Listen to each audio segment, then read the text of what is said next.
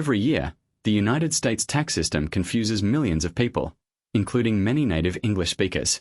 The vocabulary is dense, the forms are numerous, and the stakes are real.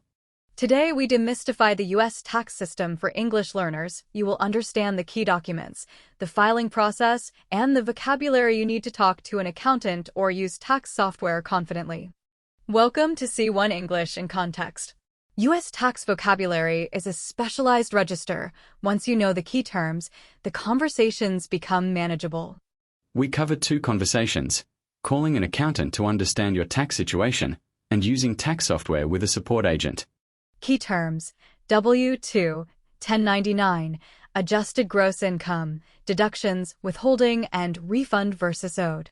Accountant: Helen, so you received both a W-2 and a 1099 this year? Taxpayer: Carlos, yes, I have a full-time job and I also did some freelance translation work. A company paid me $800 and sent me a 1099. Helen: right.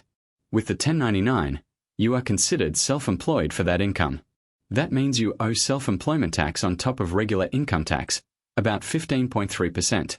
Carlos, can I deduct anything against that income? Helen: yes. Any expenses directly related to the freelance work. A laptop, software, a portion of your internet bill if used for work. Keep your receipts. Core tax vocabulary: gross income, total earnings before any deductions.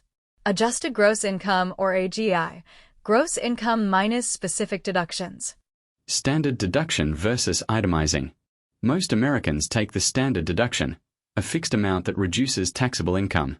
Itemizing means listing individual deductible expenses, only worth it if they exceed the standard deduction. Refund versus owed. If you withheld more tax than you owed during the year, you get a refund. If you withheld less, you owe the difference. A large refund actually means you gave the government an interest-free loan. Tax software support. Agent: Priya. Hi, how can I help you today? Carlos, I am using your software, and it says I owe money even though I had taxes withheld. How is that possible? Priya, that is actually common when you have freelance income. Your employer withheld tax on your salary, but no one withheld tax on your freelance payment, so you owe it now, plus the self-employment tax. Carlos, is there any way to reduce what I owe? Priya, definitely. Did you use any part of your home exclusively for work? That qualifies for the home office deduction. Also, contributions to a traditional IRA before April 15th reduce your taxable income. Carlos, I do have a dedicated workspace at home.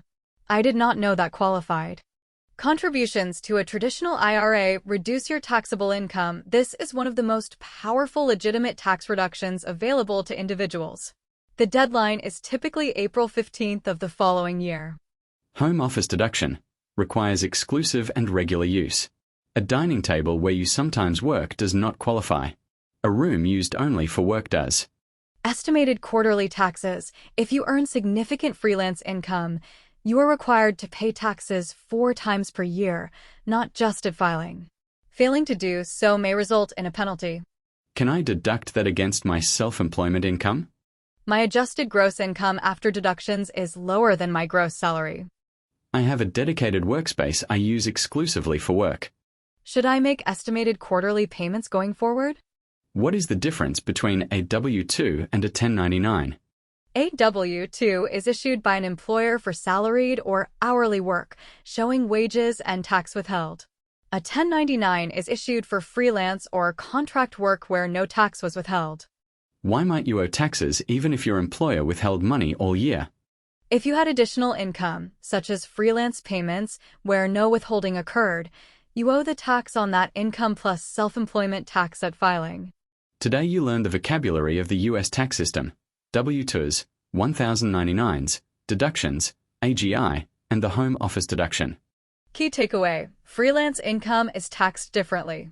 Set aside approximately 25 to 30% of every freelance payment for taxes and consider making quarterly payments.